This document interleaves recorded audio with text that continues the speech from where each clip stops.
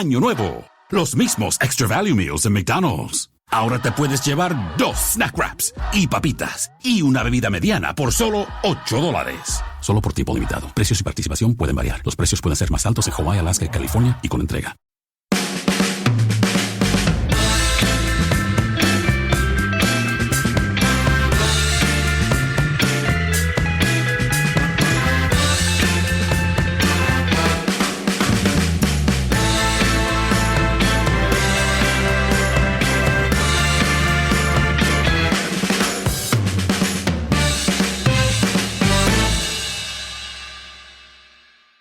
This is No Question About That for the midweek pod covering United 5, Leicester 2.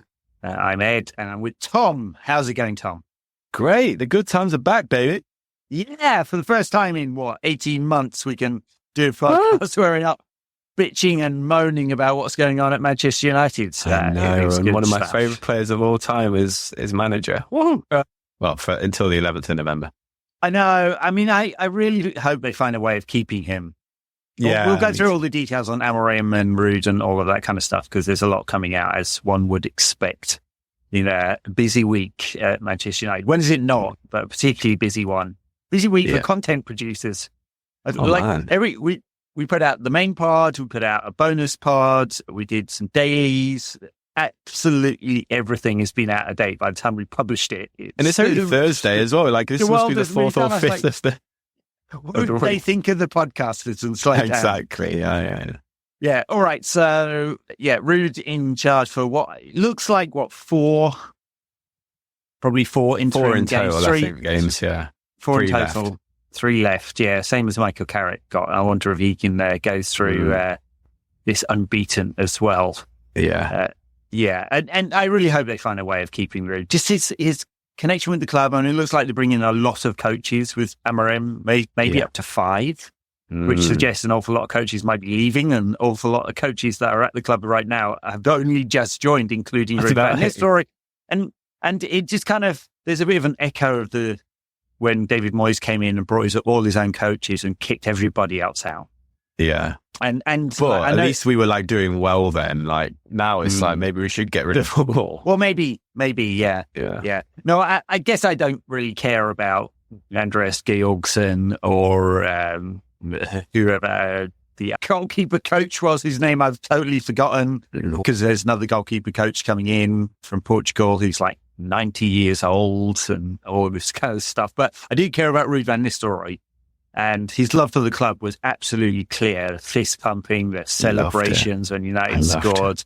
In all his interviews, the passion. He took this job. He could have taken a managerial job elsewhere and been paid more than he is now. He came back for United. That means something, surely. So it'd be nice if they found a role for him at the club. And he's got a bit of gravitas and aura to him. And real. Of course, yeah. BDD is the kids used to say. So, and also the kids say now, Riz, that he has all the Riz that Ten Hag lacked. I mean, Amorim has Riz too. He has way too much Riz. It's scary how much Riz that boy has. But oh my god, every time I see Ruud, when I was Ruud joined United when I was 9 or 10, I think. So therefore, when you're at that age, that's when you're at the most impressionable age, and my password at the time was Ruud, and because that was just when I was getting onto the internet. My first Hotmail account was the Ruud one at hotmail.com. I spelled RUUD. He was literally my hero. So, and I still, every time I see his face, because he looks so similar as well, he hasn't really aged that much. I just feel it in my heart, and then seeing him just walk out into the pitch and giving his fist bumps and then after the game as well, and celebrating every goal, it hits so differently. And this is kind of what it felt when Ollie was manager. Obviously there were times of awfulness under Ollie, and there's always kind of that thought we all had that we need a better manager, blah blah blah. But it's that nostalgia feeling, that feeling of this guy really cares, this guy really loves it. He was there when all the good times were there, and he provided so many amazing moments in my life and in everyone else's life who's watching United. It just hits differently, and there's just a coldness to there was such a coldness to Ten Hag, both through his personality and also the kind of that detachment that kind of the other has. You have to come into United, you have to prove yourself, you have to get along with the fans. And he never quite did that, because there was always that detachment, there was always that distance, there was always that coldness. And I think it probably definitely came across the fans, that maybe came across the players as well. And I think, we'll get on to Amorim, but I don't think he'll be like that. I think he seems to have that, like I say, so much riz, so much personality. And then you see Ruud last night, and that connection is just clear. And that's exactly what we want over the next 4 games, that connection to come back between the team and the fans and the manager and the fans. Fully agree with all of that. The other question I'm thinking about is, I know it's kind of reductive to think about United's identity. I say that, and Wayne is just about to put out a new book entirely about United's identity and what that means. So it's a little bit reductive to think about it, but having former players involved in the coaching or the executive or on the technical side or whatever it is, feels like it makes that bridge between the past, the present, fans, players and coaches. And I do kind of worry that you've got these detached minority owners who he lives in Monaco, and like the majority owners live in, Washington, DC, Florida, New York, and wherever. The CEO is a former City executive. The director of football is England, Newcastle, Brighton. The technical director, Jason Wilcox, is a former City player, Blackburn player. And Leeds as well, I think. And Leeds. Yeah. Christopher Bell is brand new and has sort of bounced around. The recruitment director bounced around stuff. So, where's the connection? And maybe none of that matters, right? And if you just buy in the best of the best coaches, best players, best technical people, okay. But I think there's something a little more. Maybe I'm being all doughy-eyed and romantic or something like that. But anyway, it didn't half feel like it yesterday when Ruud's there and the fans and him have this connection. You're like, yeah, we want some of that at this club. Yeah, to be kind of devil's advocate here, like you could say maybe we're at that point where we do need to kind of stop thinking about what we were like. Maybe we do need this grand reset. Maybe all these new people therefore can create a new football club, because maybe we've been hanging on to the 30 years too much, and we've maybe been living in the past a bit too much, like we always used to accuse Liverpool fans of once upon a time. But when you feel it last night, like the fans that are there today, most of them were there under the great years. It's not like we're, I don't know, 20, 30 years down the line. We're only 11 years, and most of the season ticket holders are still the same people. Therefore, average age 97 or something like that. United season ticket holders. I mean, it's so expensive to go to football these days that they're the Gen Xs and the Boomers are probably the only person who can really actually afford season tickets. Anyway, but like, therefore, that connection is crucial. Like, yeah, we should be moving forward. We should be progressive, but it means a lot to the people who were at the stadium and it means like I say, I was talking about at the start of this pod, like it means so much for me to see Ruud van Nistelrooy as our manager, even if it's just for a few games. I honestly just watching the game last night, and I know like we would get onto the game, I'm sure Leicester would have rested 8 players, but I can't remember the last time I felt like this watching United. I was so happy. It's great. Look, and in the wider context, it doesn't mean anything, does it? Leicester rested no, a bunch of players. Leicester B, League Cup. There was a freedom to it. Okay, so we can't learn anything about that really. I don't think Ruud came out with any brand new tactics. Pretty much played everyone in the same positions they would have played in under Ten Hag. I mean, maybe just the midfield, Casemiro and Ugarte. Yeah, that was fun. We talked about that last week. We wanted to see it. Yeah, fun and balanced. Yeah, so. Like no big tactical shake-up or anything like that. But yeah, it was just all about liberation and fun. And I don't have anything horrendous to say about Ten Hag. He didn't rub me up the wrong way, particularly. I mean, he did, as I said on the Daily a couple of days ago, he did start to come across a bit comical alley going, hey, there's nothing to see here. we didn't really lose to Tottenham, and it's all great. And everyone's going, hang on a minute, we're 14th and 21st in the Europa League, and we finished 8th last season. And we just get smashed regularly, and we can't score any goals, and we got minus goal difference. And our goal difference during the Ten Hag period is 11, and Manchester City's is 120 something. And I'm just listening to him going, what are you smoking? You're not on the same page as anyone. But that's it. And he's kind of technocratic and boring and dull, and he gives these really dull answers in press conferences, and it's hard to want to engage him. I didn't hate him. And I got to the point with Jose, I actively hated him. Yeah. Quite like him now, he's out the club. But so I wasn't really hating Ten Hag, but it was just so obvious that change was needed. And that liberation, that freedom from the old regime was just really desperately needed, and everyone has felt it. Yeah, I think that kind of just speaks to him as a person, though. Is the coldness kind of left you thinking a bit mad, a bit apathetic to the whole thing. Obviously, he gave us 2 great moments. Like the FA Cup win was the best I have felt. I mean, like I said, the other night, it was the happiest I felt because I felt happy throughout the whole game. Whereas obviously in the FA Cup final, I felt tense throughout the whole game, a lot of it. But then afterwards, most of that game. But after the game, I felt so euphoric, and it was an amazing moment. Obviously, they won the League Cup the year before.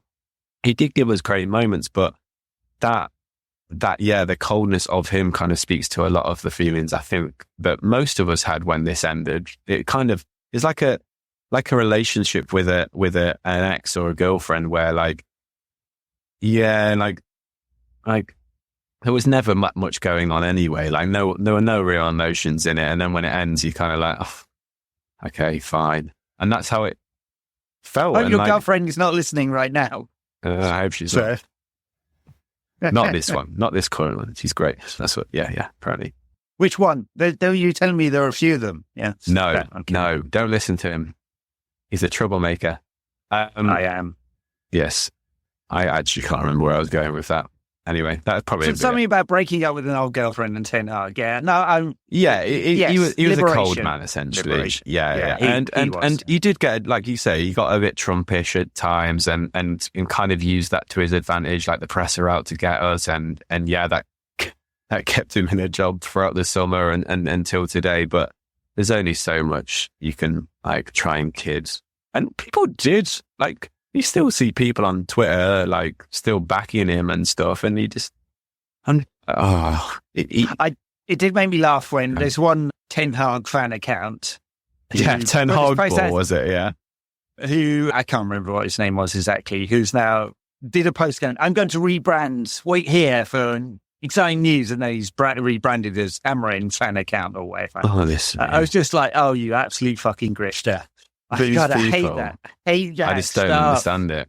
Yes, and no, of course, sorry for the people who hate me talking about this, but Brent was on with a video going, he was rejected by West Ham. Who have we got? I mean, work out what the actual facts here. I didn't realise this. This has already wound me up. I know that your boss has just been fired, so you're upset about it. Fucking hell. I tell you what, actually, Ten Hag going, and maybe we'll separate from Keith Voss, his agent, as well. I mean, honestly, that would not be a bad thing for this club. The stories about how much time he was spending at Carrington and helping to direct the transfer policy, that's not healthy to be tied into one agent like that. We've had it before. Against that guy, he's just trying to make money. Well, at least we actually got good players with the other with Mendes, or Bini Zahava or Jorge Mendes, and we actually got some good players through the door rather than Anthony. Mino Raiola caused some trouble now and again, didn't he? The late Mino Raiola. All right, so we talk about the game a little bit. Yeah, because that was exciting. Some fucking good goals as well. I mean, Casemiro just picks one up, has a look, space it as far into the top corner as you could possibly get. Absolutely. It was, he looked like he was having a whale of a time out there as well, did he? Peak Casemiro. I don't know what happened, but suddenly liberated. I love the little balance between Ugarte as well. I thought Ugarte was really good. We were a bit critical of him and his passing last time out. And I just think he just needs to keep it simple, because he did try one sort of longer pass, crossfield ball, and it just went 30 yards wide of the target. Yeah. But if he keeps it simple, his ground coverage and tackling and interception and stuff is great. Sense of danger, just always kind of knowing where to be at the right time is just, it's just awesome to see as well. And you think, well, he blossomed under Amorim at Sporting, therefore, like that should really excite me.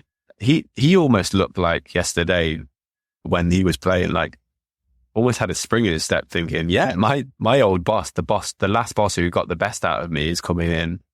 Like, this is great times for me, really. And then I felt like everyone was kind of playing with that extra step. And I know. Like, it was Leicester's B team. They'd made 8 changes. The Leicester are crap anyway.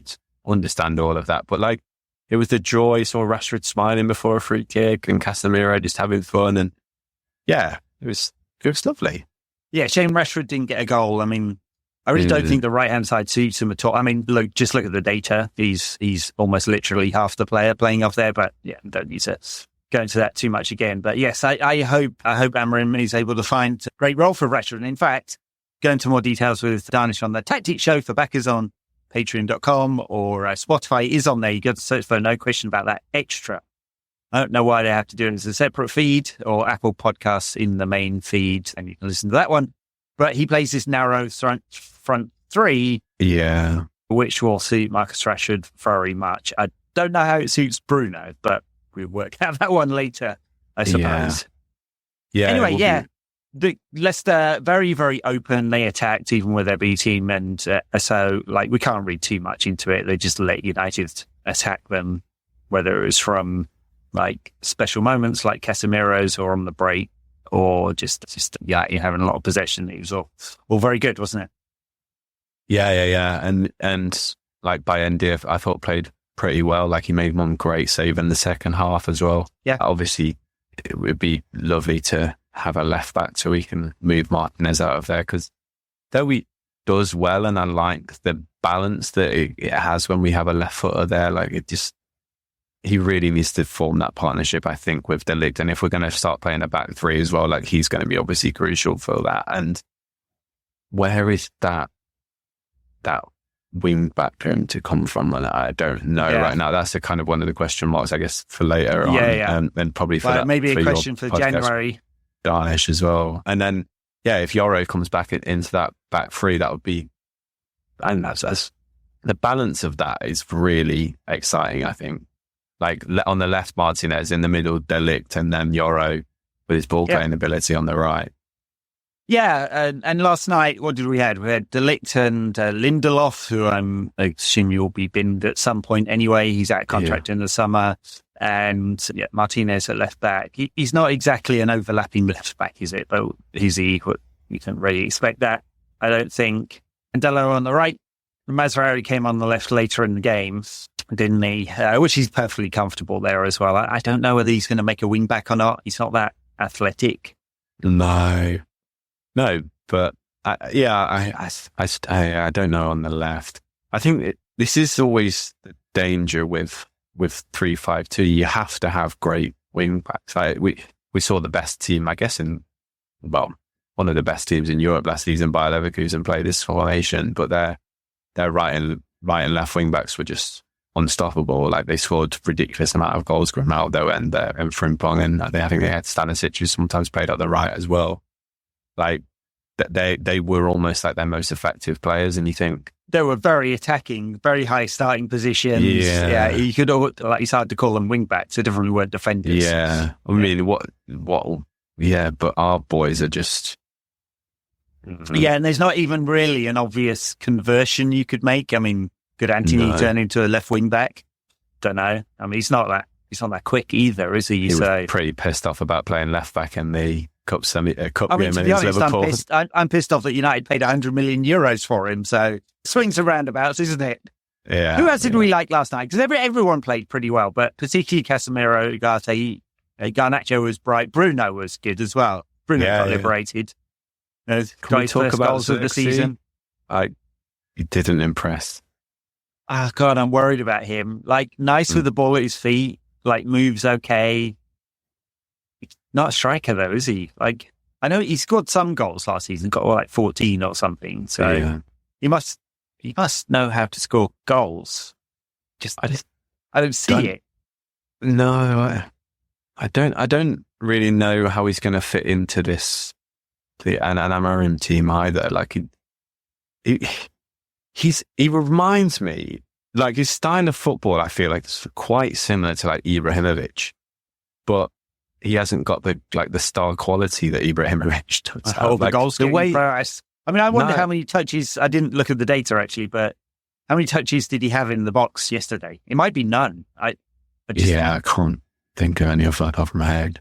He's super languid. His feet are really nice, but is that enough? He's just quite slow, and also he had that shot from the outside. I think it was just on the outside of the box, and you should be doing better with that. And that's what I mean. Like, I feel like he has that languid, like slowness of Ibrahimovic, but Ibrahimovic, when he is in the penalty area, he came alive, and obviously completely different players, but like he's just kind of got that languidness, a bit like I guess Berbatov had, but like not so I was going to say else.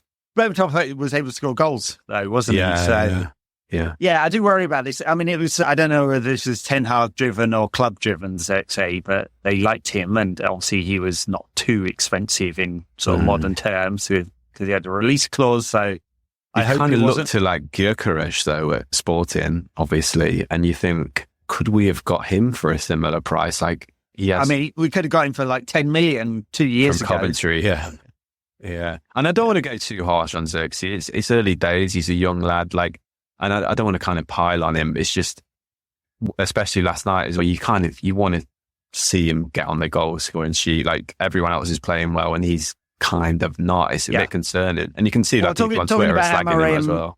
Yeah, I mean, Amorim likes channel runners. Like Gyökeres is a great in the channels. Obviously, a brilliant finisher as well. He's got some weaknesses to his game, but like the movement is the thing. Yeah. So.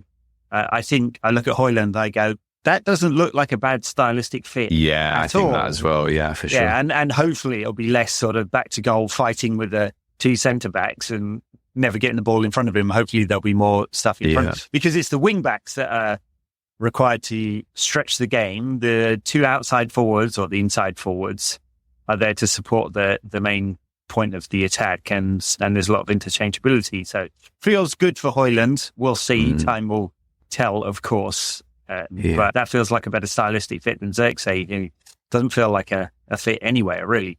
14 games into his career, so it's a little hard to judge. But looking at it right now, you're a little bit like, not sure about this one. Yeah, it's strange. Like I can understand as well, like sometimes, because you see, when we were at our best under Fergie, like when we won the treble, like we had 4 strikers, and like a lot of them most of them were quite different. I guess there were similar traits to Andy Cole and Dwight York, but like Solskjaer, Teddy Sheringham were very, very different types of strikers. And you can understand like bringing Xerxes in to play a different style of football, but I don't understand what the style of football was going to be to be suited to him. Maybe a possession-based game where he would come in and then the wingers would go past him. Yep. Potentially, but like... That's it, but Ten Hag never wanted to play that football. No. I mean, it was all transitional and direct football, and... so it's kind of, I look at him and I go, okay, that was a club signing, that was one that was driven from Jason Wilcox and then we hire a manager who wouldn't play that style of football though. Not to be negative, we're just hiring a new manager. No, I mean, I think these are all fair questions, right? Like we can praise the new ownership team for how much work they did on the executive side of things, and like a lot of senior appointments. And on the coaching side of things, and like how they're trying to make decisions, the right kind of decisions for a long-term view of the club, but we can criticize them for a little bit of muddled thinking in all of this. Like, why do we keep Ten Hag? Why give him another 14 games? Didn't make much sense, really.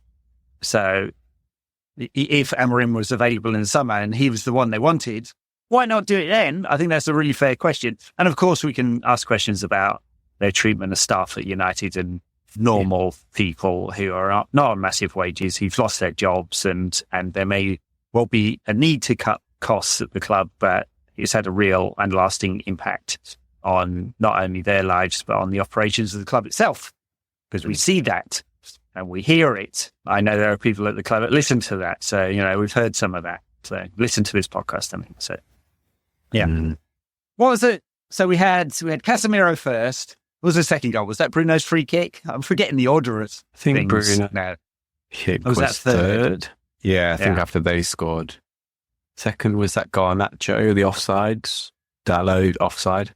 Yeah. I think the keeper was quite annoyed about it potentially being offside, where Dalot came running down the right and played it to Garnacho. No VAR in the EFL Cup. It's quite refreshing, actually. Yeah, I mean, was it a mistake? Was it not a mistake? We'd be having the same debate if VAR was on. I mean, and also, you can celebrate a goal and not get annoyed that it gets pulled back, and you don't have that split second in your head, like, oh, was the offside? Like, I don't want to celebrate it too hard, kind of thing. Yeah. Right. I don't mind VAR for offside when it's the semi-automated super quick version that they had in the World Cup. And then a lot of European leagues as well. And a lot of European leagues in the Premier League has decided that they're going to test this like forever and not deploy it. I don't understand. It's much better. It's like the goal line one that you get an instant yes or no on. Yeah. That the technology is great there. It's on the subjective stuff. I just don't understand the point of it. Just like it's so muddled. It's just so muddled. And as we saw with the Bruno sending off, or the most recent one against West Ham, what have they apologized for that yet? I don't think they have. They haven't. They haven't apologized. I want to see Howard Webb apologize. I want him out on the streets. Yeah, we need the audio again. Like, come on. Yeah, I want him on Deansgate. I want to be able to pelt him with eggs and rotting tomatoes. And honestly, a public execution wouldn't be bad either. So, rather than getting an invitation to go on the overlap. No, they do a good job, the overlap. But I don't want to be too bitchy about that. But still, yeah. Referees are not the entertainment. They should not be celebrities. No. So PGMOL have some thinking to do, because how they deploy and use VAR and the guidance it's not being followed. Referees should not be celebrities, except where they're explaining a bad decision. It's not about them. It's about the footballers. They should be in the background and we should never talk about them. And they most definitely should not be going over to overseas leagues and getting paid when those payments are very much linked to owners in the Premier League as well. Absolutely unconscionable that happens. Crazy.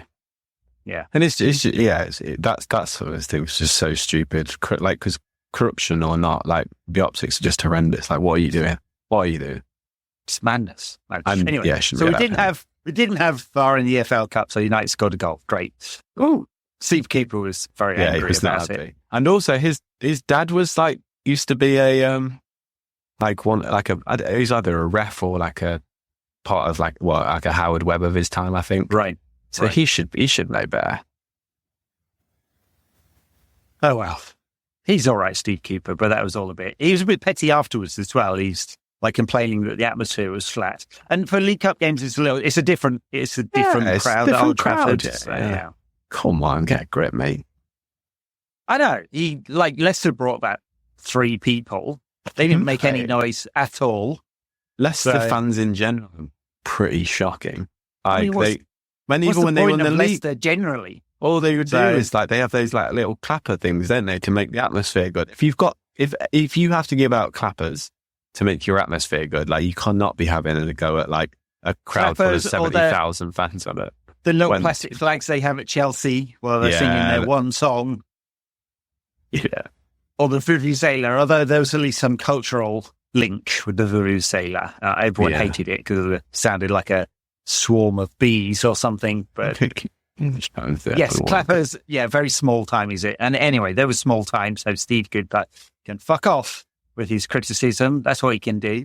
All right, so we've got Garnacho goal, Bruno goal with the free kick. Took a big deflection, but he was happy because it was his first goal of the season. Then we've got the header onto both posts and Casemiro smashing it in with his left foot.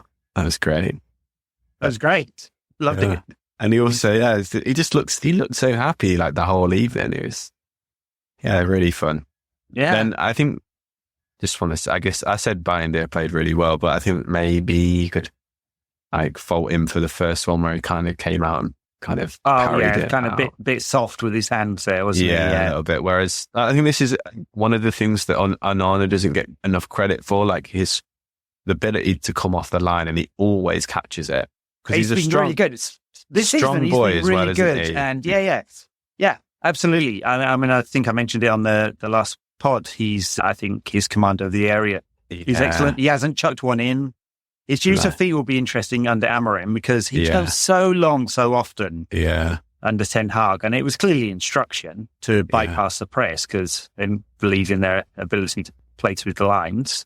Well, now if we've got 3 players at the back, there's one extra option to play through the line. Split midfielders, so we'll have the deeper midfielder in Agata and the more forward one in Kobe Mainoo when comes back, or Casemiro for the time being. So just way more angles, and hopefully that means that Onana has got more options and doesn't have to just launch it. Yeah, because he's so good. I mean, he is really good at playing those long passes. Like the amount of assists he could have had this season and last season from doing it. But like, well, he'd have had one in the last game if Diego Dallo hadn't missed an open goal. Oh yeah, exactly. It feels like he always. Dallo, by the way, a little bit at fault for one of the Leicester goals. I think went to sleep a little bit. Didn't he? Yeah, it's a bit concerning with Dallo. Like, I feel like he needs a bit of a rest. He needs to come out of the team because he's clearly not playing very well. And this is where, when we had Wan-Bissaka, you could take him out a little bit and maybe he's... He knows his first team on the name on the team sheet, and maybe that's he's a little bit less switched on to it, potentially. Maybe, potentially. I mean, it's definitely worked for Luke Shaw in the past, hasn't it? A bit competition has boosted his performance level. Shaw, by the way, apparently has suffered another setback with his calf injury. Tyrone Malassi's been training for ages. I just no idea whether we'll see him at all ever again. And Harry Emas was on the bench yesterday, didn't go off. I mean, he's the one I'm looking at and going, I mean, he would fit, like, stylistically, technically, in terms of his pace and athleticism, ability to play on the outside or come on the inside. It's just like, it's a big leap being 17 years old and going from mostly academy football and a bit of under-21s this season to the first team. Yeah. In a very specialist position. I'd have loved him to come on last season. I think Ruud brought on Wheatley because I guess he's a striker and they've probably got a really good relationship at training and stuff. But I'd have loved to I think we really need to see Amas a lot more than we need to see Wheatley right now. Yeah. And it's going to be really interesting to see what Amorim does with just the youngsters in general. Like, he's blooded a lot of youngsters at Sporting, which is really exciting. But yeah, I wonder if he'll kind of have the confidence to throw Amas in. Because I mean, again, like, his profile and his technical ability fits really well for that left wing back position. I don't know if he's got the energy. I don't know if he's got the pay for it, but it's really hard to tell because at academy level, you do not get the structured pressing in quite the same way at all, you know? No. So, and yeah, so Ethan Williams as well can play across both sides. So, I mean, Amorim has a very strong track record, and Sporting generally have a very strong track record of bringing through youngsters. Now, because it's a business model, isn't it? In Portuguese football, you bring through youngsters and you sell them on, mostly to the Premier League these days. Yeah. So hopefully he understands that pathway. And it would be very useful for United to get a bunch of free players out of the academy, basically. Yeah. And considering how well, especially the under 18s are doing this season, like, that's pretty exciting. I've been for doing him for as well. some time, yeah. All right. Well, what a great night for Ruud and for the fans, and we haven't had to be negative almost at all on this podcast, which is awesome. Ruud pumping his fists, loved it. He gave a big wave to the Stretford, and I wonder if at that time I was just kind of thinking, it seems like a goodbye wave. I maybe of like reading too much into it, but now we're hearing that Sporting and United have, maybe we should talk about a little bit about this, like what it looks like. So it looks like they're paying the €10 million release fee for Amorim, £8.4 million, plus a little bit extra for the coaching team, and then £1 million extra to shorten the 30-day notice period that he's got in his contract, but not completely, because they've got these big games coming up, Sporting, and they don't want him to leave just yet. Have I got that right?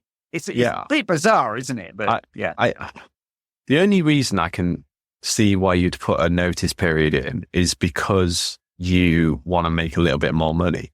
Because I feel like it's just really weird for the players, like the sporting players being like, we're still playing with you for like 2 more games. Just like, you just know that he's going to go. Like it's a really weird position. I've never heard of it ever in world football, and I just don't see how that translates. Yeah, normally if someone is going to another company and they have a notice period, it's gardening leave. It's that him staying on. Dan Ashworth, is he going to give us all? Like, if I was a sporting fan, I would be thinking like he's probably got half his head in Manchester. I know he's done a great job here and that kind of thing. But then you also, as the players, you're like, do I need to try as hard? Sure. I mean, there's obviously like some good things about it. Like, he can go and say his goodbyes to the sporting fans who absolutely love him. You can understand that. And maybe the players are going to try twice as hard because they want to give him a good send-off. So it could work either way, but because I've never seen it before, it just seems really weird. Yeah, so when do we get him? November the 11th, you said, during the international break. Yeah. I mean, I guess he can start thinking about the United side. If he's got a bit of extra time on the side, he'll watch all our games, I'm sure, and then he can come into training during the international break where he won't have all the players available. So not ideal, I would say. But we got ourselves into this mess all of our own accord, honestly. Oh, absolutely, if Amorim was the man, we should have paid the release fee in the summer and just got him in. So, but look, hey, let's think of some positives. Sporting being brilliant this season, both in the Champions League and domestically. So his stock has risen. And wouldn't it be fucking magic if Sporting could beat City in the Champions League? God. Damn, right. Isn't that great? I mean, shame it's not in Eastlands, really, because we'd get a few thousand Reds buying tickets to get into that game. Yeah, actually. It's also kind of weird, though, like you know that the press will just absolutely destroy him. And City should be destroying Sporting, but you just imagine, the press are going to be massively out. They've all written those hit pieces already. I mean, the moment Ruud was announced as interim manager, the Mail were putting out hit pieces, and my God, I know. Really, the Times resurfaced that old blackface photo, which honestly I find very uncomfortable. So I know it's a Dutch tradition, but I'm like, what the fuck? So, I mean, that one is not new news. We'd seen that before.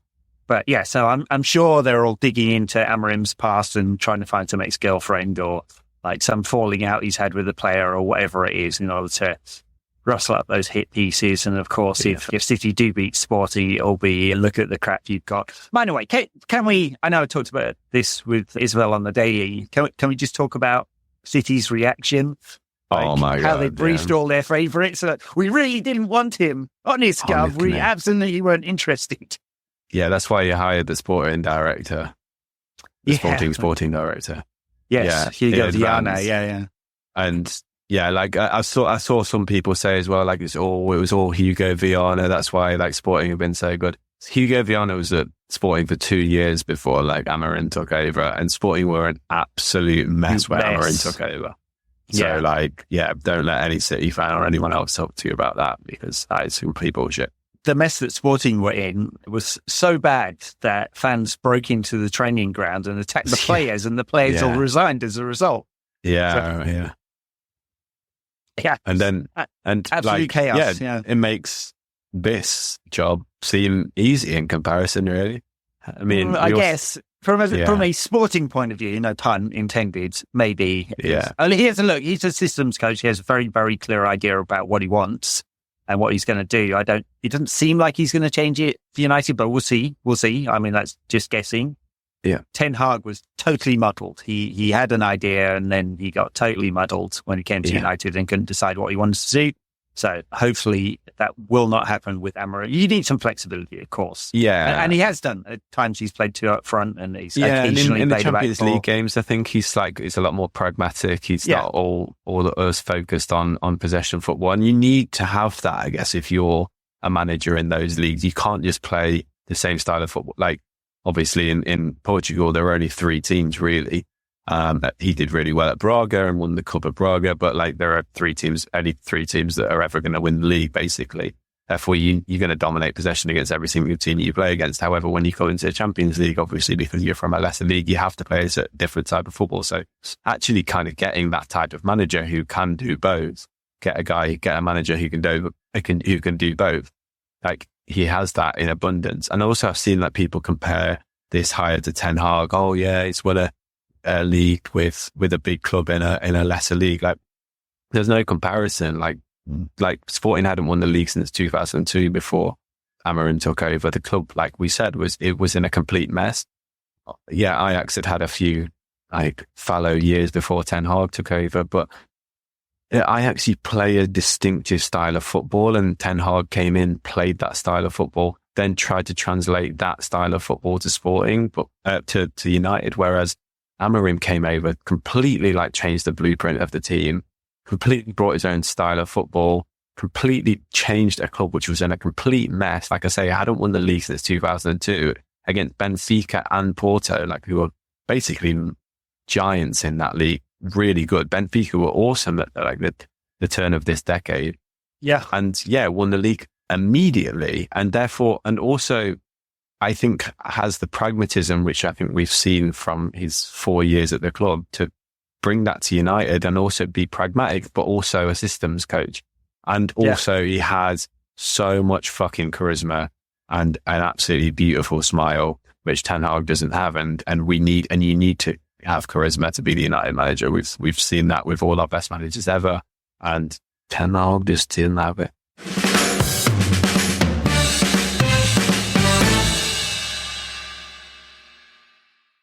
All right, United have Chelsea at the weekend.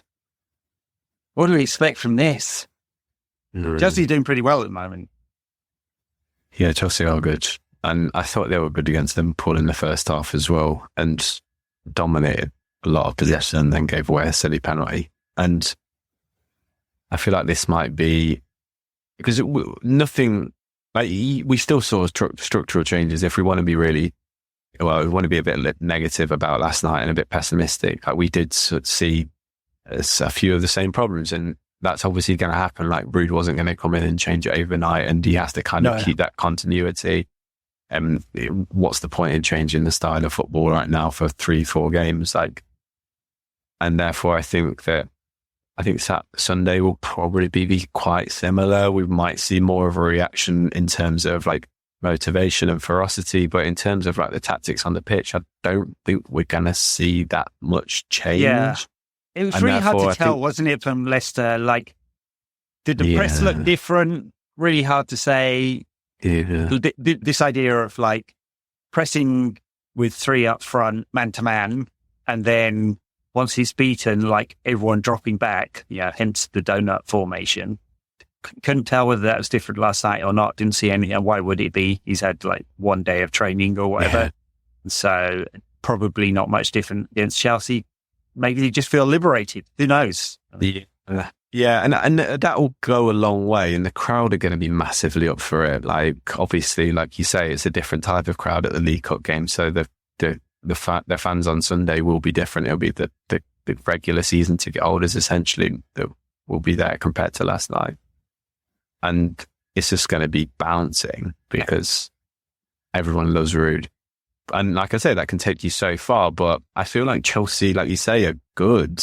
And I think Maresca's pretty good as well. And I think... Well, he's got a clear idea of what he wants. Very clear idea. So. And considering we're basically Ten Hag's team with a more charismatic United legend in charge, like, the tactical issues will still be present. So therefore, we might just get picked off. Like, not to be super negative about it, but I feel like that might happen. And therefore, if they score an early goal, it might not look that great, and it might dampen the party atmosphere a little bit. If you're being cruel, you'd say that Chelsea's improvement has come since Maresca dropped Jadon Sancho to the bench, and he's quite public about it as well. Yeah, well, Pedro. What's his name? Yeah. Pedro Neto, sorry. Pedro Neto. Is a much better footballer as well than Jadon Sancho. Yeah, Chelsea just need to finish above 14th for that obligation to buy clause to hit in. So I think we're safe there. And I don't think there's any way of cancelling that either. Like, I don't think there's I'm sure the club have decided they do not want him there, even if Amorim said, "Oh, I like him." I don't think he's a easy fit for an Amorim side, so I think we're probably safe on that one. Yeah. I'm not even sure. Does this count as a loan with Jadon Sancho with an obligation, and therefore is he barred from playing against his parent club? Oh, yeah, I guess he is. It doesn't really matter anyway, does it? But, I mean, it would be annoying if he scored. It would be annoying if you stuck one in the top corner, wouldn't it? Yeah, but, yeah, I mean, what his performance at Liverpool was exactly the same as performances we saw very, very often at United. Yeah, he's scared to take on his man, so he plays the ball back, and then he does a few nice little step overs, and he's just super ineffective, I think, against the top tier of the Premier League for a number of reasons. And I feel like he's a bit, I don't know. I've had a strong dislike for the boy now. And was that little wave that he did on Instagram, was that fake or was that real? I don't know. When Ten Hag got sacked, I saw it went viral that like apparently Sancho put on his Instagram like a little wave. Oh, I didn't see that. So I saw that David De Gea. Yeah, wow. Interesting. Bit petty, Dave. Bit petty. Yeah. Leeds United obviously wasn't happy about that. Thought he had a new contract and it took a year out of football, and now he can save penalties. I don't know what has happened, but spent the 12 months just on penalty practicing. Duty. Yeah, maybe did, but like let 11 in Gdansk, and then it was like, better practice that. Yeah, maybe. Who knows? Yeah. All right. Yes, I don't know what to make of this Chelsea game, either in terms of its form, because it's all up in the air now. We've got an interim coach and another coach coming in. Tactically, couldn't see anything different against Leicester. Not sure whether there's going to be any major changes. I'd be surprised if Ruud does anything drastic. He's got 4 games. He's gonna at least what he's gonna try and do, I think, is have round pegs, round holes. Yeah, we'll see. Will there be any changes in personnel? Is he going to go with Dalot, De Ligt? Will he move Martinez back in or keep him at fullback? Yeah, maybe, and then Mazraoui at left back. Yeah. Or Dalot at left back, maybe. Yeah, one of the two. I'd suspect Martinez comes into the middle. Yeah. Rather than Lindelof. And then Ugarte and Casemiro. I mean, as long as Casemiro hasn't burnt himself out because he played the whole game. So yeah. I was thinking maybe we should get him off. And Bruno, liberated Bruno at number 10. And then the front three, I guess there's a question. Are we still going to persist with Rashford on the right, Garnacho on the left? Højlund will come back into the side for sure. Yeah. And does Ahmed get a go? In which case it's one of Rashford or Garnacho.